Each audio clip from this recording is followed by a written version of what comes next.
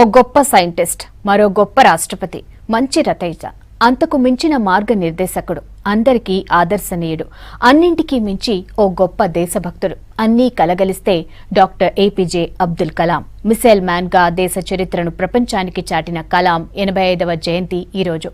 ఆయన సేవలను స్మరించుకుంటోంది దేశం. ఆయన పుట్టినరోజును పురస్కరించుకుని స్టూడెంట్ డేని జరుపుకుంటోంది ప్రపంచం.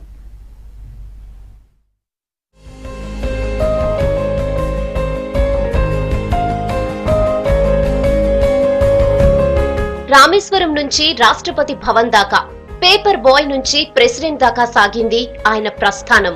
కెరీర్ లో ఒకేసారి ఇస్రో నుంచి, నాసా నుంచి పిలుపొచ్చింది.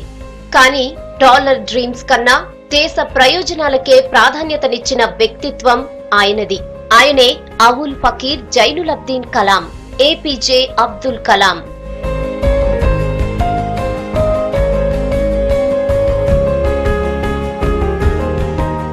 జీవితంలో ఎన్నో మైలురాళ్లను దాటారు అబ్దుల్ కలాం. ఓ సైంటిస్ట్ గా కెరీర్ మొదలు పెట్టిన కలాం తర్వాత అంతరిక్ష పరిశోధనల్లో భారత్ కు ఎన్నో విజయాలు అందించారు. అగ్రరాజ్యాల సరసన భారత్ ను నిలిపిన మహోన్నత వ్యక్తి కలాం. అగ్ని, పృథ్వీ సహా ఎన్నో మిసైల్స్ ఆయన డైరెక్షన్ లోనే నింగిలోకి దూసుకెళ్లాయి. బాలిస్టిక్ క్షిపణుల అభివృద్ధికి ఏర్పాటైన ప్రాజెక్ట్ డెవిల్ మరియు ప్రాజెక్ట్ బాలియన్ కు కలాం డైరెక్టర్ గా పనిచేశారు. జూలై 1992 నుండి డిసెంబర్ 1999 మధ్య ప్రధానమంత్రి శాస్త్రీయ సలహాదారుగా మరియు defence research and development organisation ముఖ్య కార్యదర్శిగా వ్యవహరించారు. సేమ్ టైం పోఖ్రాన్ 2 అణు పరీక్షల్లో కలాం కీ రోల్ ప్లే చేశారు.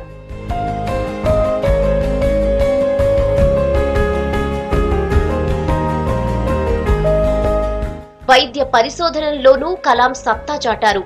కార్డియాలజిస్ట్ డాక్టర్ సోమరాజుతో పాటు కలాం రీసెర్చ్ చేశారు. తక్కువ ధర కలిగిన కరోనరీ స్టెంట్, కలాం రాజు స్టెంట్ ను అభివృద్ధి చేశారు. 2012లో ఇద్దరూ కలిసి గ్రామీణ ప్రాంతాల్లో ఆరోగ్య సంరక్షణ కోసం కలాం రాజు టాబ్లెట్ పీసీని రూపొందించారు. అంతేకాదు, కృత్రిమ తేలిక కాలు తయారు చేయడంలోనూ కలాం పరిశోధనలు వికలాంగులకు వరంగా మారాయి. జైపూర్ కాలు 3.5 కేజీల బరువుంటుంది. కలాం ప్రయోగంతో 350 గ్రాముల క్యాలిపర్ కాలును రూపొందించారు కలాం. ఇక మన హైదరాబాద్ తో కలాంది ప్రత్యేక అనుబంధం. నగరంతో ఆయనకు ఎన్నో ఏళ్ల అనుబంధం ఉంది. మొదట డిఆర్డీఓలో సైంటిస్ట్ గా, తర్వాత డిఆర్డీఎల్ డైరెక్టర్ గా ఇక్కడ పనిచేశారాయన.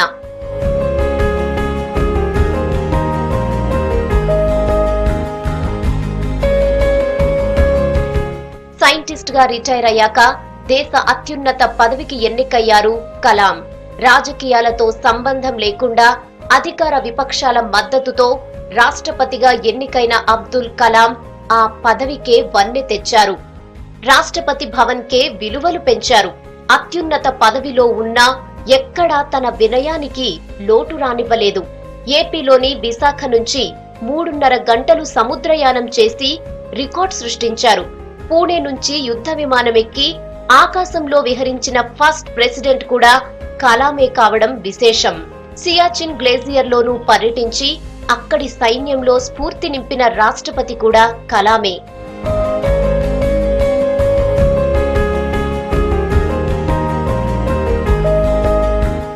ఇక రాజ్యాంగబద్ధమైన రాష్ట్రపతి పదవికి వన్నె తెచ్చిన వ్యక్తుల్లో కలాం ఒకరు. పార్లమెంట్ ఆమోదించిన జోడు పదవుల బిల్లును కేంద్రానికి తిప్పి పంపారాయన. తన పదవీ కాలంలో ఎన్నో రాజ్యాంగ సంక్షోభాలు వచ్చినా ఎక్కడా వెనక్కి తగ్గలేదు. అప్పటి బీహార్ గవర్నర్ బూటా సింగ్ విషయంలో సుప్రీం తీర్పును అనుసరించి ఆయనతో రాజీనామా చేయించిన ప్రెసిడెంట్ కూడా కలామే.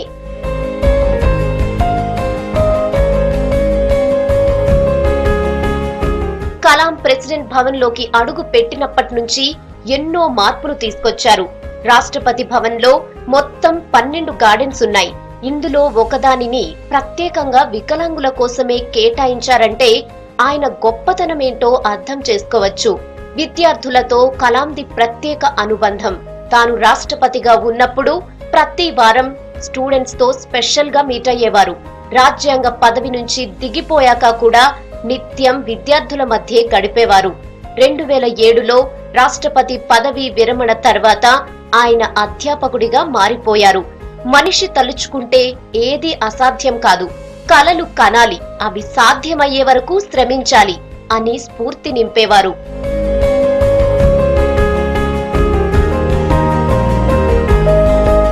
రామేశ్వరం టు రాష్ట్రపతి భవన్ వరకు సాగింది కలాం సాహస యాత్ర.